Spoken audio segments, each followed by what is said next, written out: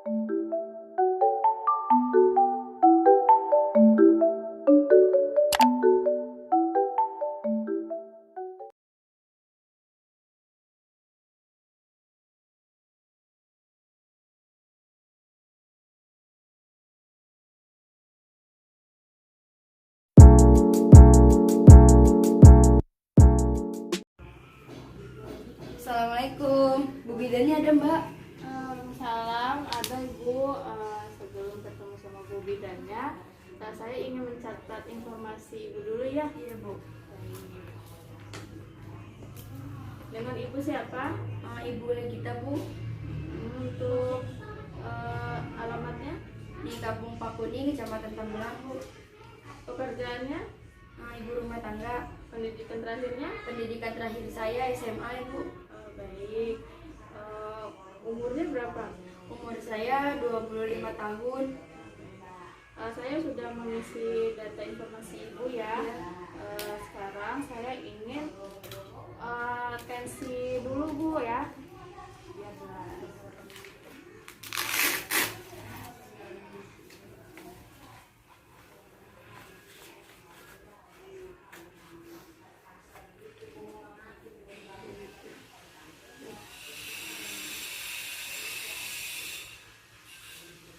Baik, tekanan darah Ibu normal ya.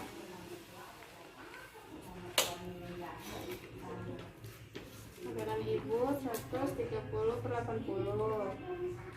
Coba Ibu timbang berat badannya dulu. Baik Bu.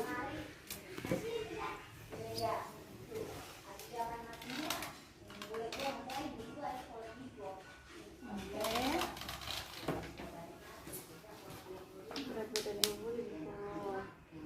Baik, tunggu sebentar ya. Saya Iya, baik, Ibu. mau panggil bidannya dulu. Iya. Permisi Bu Bidan, di sini ada yang berkunjung. Ya.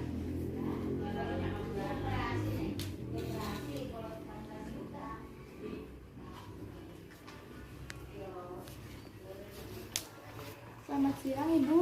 Ya, siang Bu Bidan. Apa benar Ibu dengan Ibu Lita? Ya, benar Ibu. Oh iya. Tujuan datang ke sini untuk apa ya Ibu?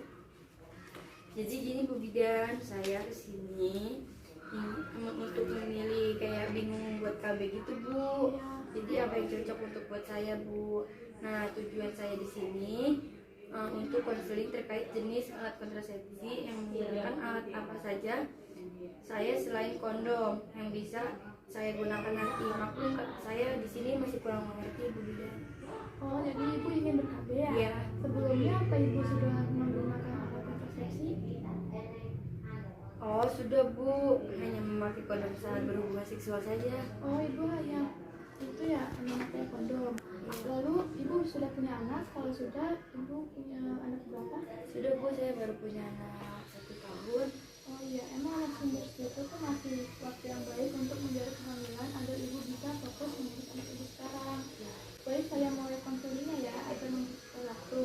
Tapi saat saya melakukan konseling, Ibu sambil melihat gambar balik yang saya sudah siapkan Ya ya. baik Bu. Nah, alat kontrasepsi yang menggunakan alas selain kondom itu ada KB pil, Ya. KB suntik, KB iklan atau bisa dikenal dengan khusus, dan KB IUD atau bisa dikenal dengan Ya spiral. baik Bu. Nah, yang pertama itu KB pil. KB pil itu sangat efektif untuk mencegah kehamilan lebih dari 90, bahkan hingga 99%. Ya.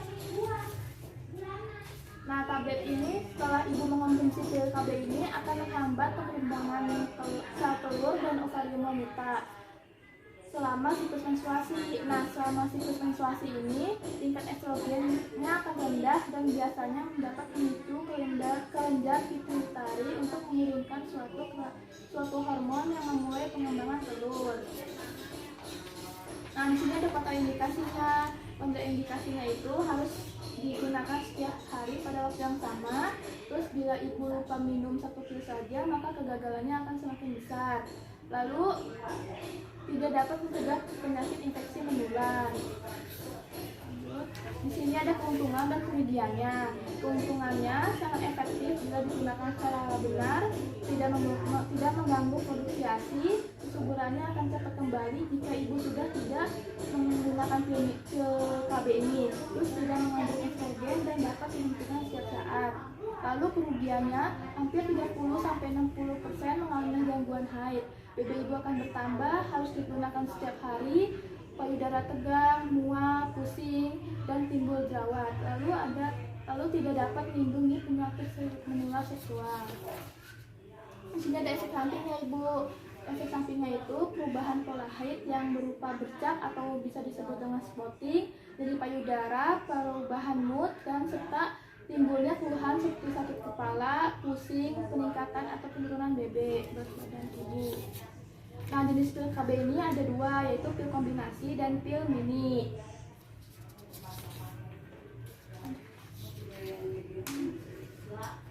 Lanjut.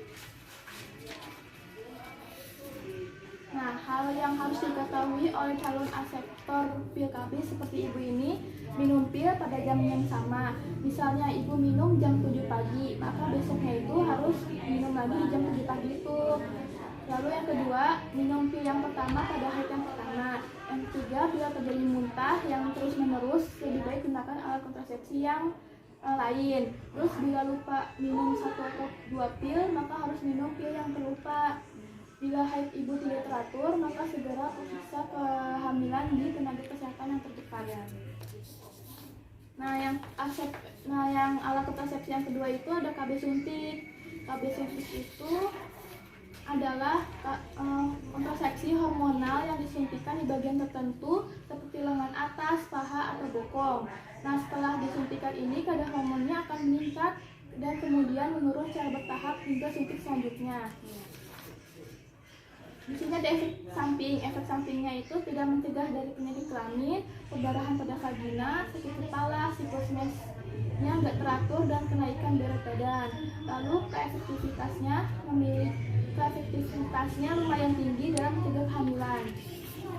Dan di sini ada keuntungan dan kerugiannya. Keuntungannya itu tidak mengandung estrogen sehingga tidak berdampak terhadap penyakit jantung dan gangguan darah. Lalu membantu mencegah kanker endometrium, tidak mempengaruhi produksi ASI.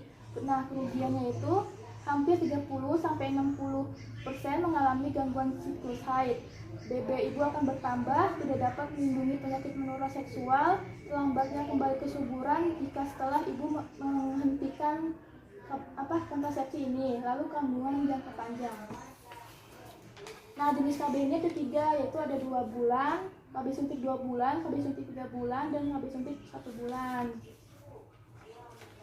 KB suntik tidak boleh digunakan jika ibu menderita diabetes mellitus. Ibu nggak menderita diabetes kan? Alhamdulillah tidak. Ya. Yang kedua, penderita kanker payudara. Terus ibu hamil karena akan resiko cacat pada janin 7/100.000 kelahiran. Lalu ada yang keempat, perdarahan vagina yang belum jelas penyebabnya. Nah, ibu apakah sampai saat ini apa yang ingin ditanyakan? Baik Bu, kalau begitu saya belum ada pertanyaan untuk saat ini. Oke, baik, saya lanjutkan ya. Nah, alat kontrasepsi yang ketiga ini ada IUD atau bisa dikenal dengan spiral. IUD ini kontrasepsi jangka panjang yang dimasukkan ke dalam rongga rahim dan harus diganti jika sudah digunakan periode tertentu. IUD ini bekerja untuk mencegah sperma dan ovum bertemu. Walaupun IUD membuat sperma sulit masuk ke dalam alat reproduksi perempuan, lalu dapat mengurangi kemampuan sperma untuk fertilisasi dan memungkinkan mencegah implantasi telur dalam uterus. Nah, di sini ada keuntungan dan kerugiannya. Keuntungannya itu tercegah kehamilan jangka panjang sampai 10 tahun, lalu dapat efektif segera setelah pemasangan, tidak dapat mempengaruhi ASI kalau ibu sedang menyusui, lalu dapat dipasang segera setelah melahirkan atau abortus. Setelah IUD dilepas tidak mengganggu kesuburan dan dapat membantu kehamilan ektopik. Nah, di sini ada kerugiannya. Kerugiannya itu mengalami keterbatasan mens yang disertai tanda awal kehamilan. Yang kedua, dapat terjadi perdarahan yang lebih banyak dari mens yang biasanya. Terdapat tanda-tanda infeksi, misalkan keputihan sama suhu tubuh ibu meningkat. Lalu sakit perut saat melakukan hubungan seks itu maka segeralah hubungi ke dokter. Nah, efek sampingnya itu rasa nyeri saat pemasangan IUD, menstruasinya tidak teratur, kram perut setelah pemasangan, dan timbul bercak pendarahan. Nah, jenis IUD ini ada 4, itu ada koper T. Nah, ini tipenya bentuknya kayak huruf T. Terus koper 7 dan bentuknya seperti angka 7. Lalu ada multilot, ininya bergerigi gitu ya. Terus ada lipus loop, bentuknya kayak bergelombang gitu. Nah, yang keempat itu ada implan atau bisa dikenal dengan susuk. Susuk ini adalah kontrasepsi hormonal yang efektif dan dapat mencegah terjadinya kehamilan antara 3-5 tahun, yang efektivitasnya itu 0,2 sampai 1 kehamilan yang rendah.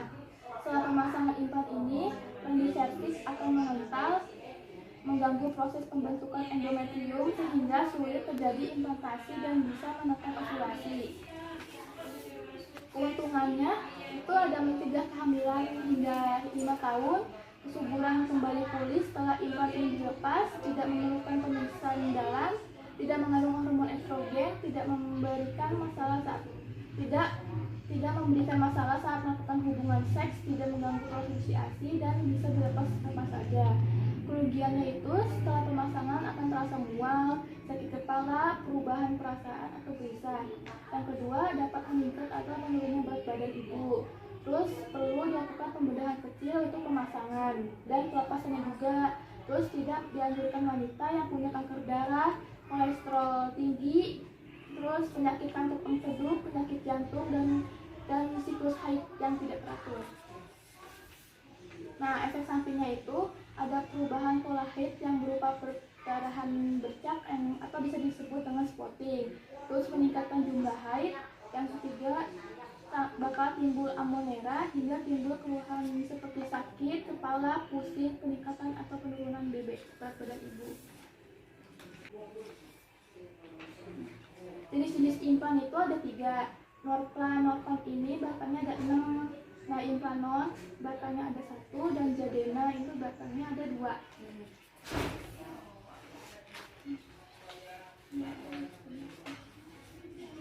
Baik, gambar baliknya sudah selesai. Apakah ibu mengerti? Mengerti bu. Jadi kalau keuntungannya hampir sama semua ya bu, semua KB hampir sama ya? Iya, hampir sama semua. Saya kira penjelasannya sudah cukup. Baik, jika ibu sudah mengerti, bisa jelaskan ulang penjelasan yang saya jelaskan tadi. Baik, tadi kan Bu Bidan menjelaskan bahwa pil KB itu sangat efektif ya bagi mencegah kehamilan yang harus diminum kayak setiap hari dan menghambat perkembangan telur. Nah, dalam ovarium wanita selama siklus menstruasi, terus kalau lupa meminum sehari maka harus minum pil yang terlupa di hari besoknya ya. Sekaligus kayak 2 pil gitu ya Bu Bidan. Nah, lalu untuk KB suntik yang 3 jenis KB yaitu ada suntik 2 bulan, 3 bulan, bahkan ada yang sebulan. Jadi keuntungannya cepat mengembalikan masa subur, namun dapat menimbulkan flek dan berat badan saya akan bertambah. Nah, kalau sedangkan untuk KB implan itu mampu mengembalikan kesuburan dengan sempurna setelah pencabutan KB implan. Namun nanti saat pemasangan atau melakukan pembedahan kecil dan akan merasakan sakit beberapa karena luka pembedahan tersebut Bu Bidan. Dan untuk yang IUD sendiri yaitu sangat cocok untuk jangka panjang dan tidak memiliki efek hormonal, namun pada setelah pemasangan akan terjadi head yang menjadi lebih lama. Benar begitu Bu Bidan? Ibu, betul sekali. Jadi apa ibu sudah mengambil keputusan? Gini ya Bu Bidan, saya telepon suami saya dulu sebentar. Jadi saya memutuskan KB-nya hari ini atau bagaimana ya Bu? Iya ibu. Halo, assalamualaikum. Aku kira-kira mau ambil KB apa ya yang cocok buat aku? Oh ya, IUD aja ya. Oke, makasih ya. Bu Bidan, saya tadi sudah telepon sama suami saya. Untuk keputusannya saya pilih pasang KB IUD saja, supaya kita berdua itu lebih fokus berdua kayak jalan-jalan gitu Bu. Terus kayak lebih fokus mengurus anak, lebih memberikan kasih sayang ke anak-anak saya sampai saya sudah siap memiliki anak lagi. Oh, itu pilihan yang sangat tepat ya Bu, karena ibu benar-benar memikirkan kepentingan tubuh kembang anak ibu. Iya, terima kasih Bu Bidan. Oh iya, ini untuk kunjungan ulangnya bagaimana ya Bu? Iya Bu, nanti kalau sudah pemasangan, kunjungannya itu sebulan pasca pemasangan. Bila Ibu terlambat 1 minggu, bisa setiap bulan berikutnya. Serta terjadi kecelakaan atau ada keluhan yang patologis, Ibu bisa datang ke sini lagi. Baik untuk pemasangan, mau sekarang atau nanti ya? Oh iya Bu, sekarang saja. Kebetulan saya lagi tidak sedang haid, jadi bisa pasang sekarang juga Bu. Oh iya, kalau gitu saya persiapkan alat-alat terlebih dahulu ya. Terima kasih banyak Bu Bidan untuk konseling dan pemasangan IUD ininya. Iya Ibu, sama-sama. Jangan lupa kalau ada keluhan, langsung kontrol saja ya Bu. Ya Bu, saya pamit dulu ya Bu. Assalamualaikum.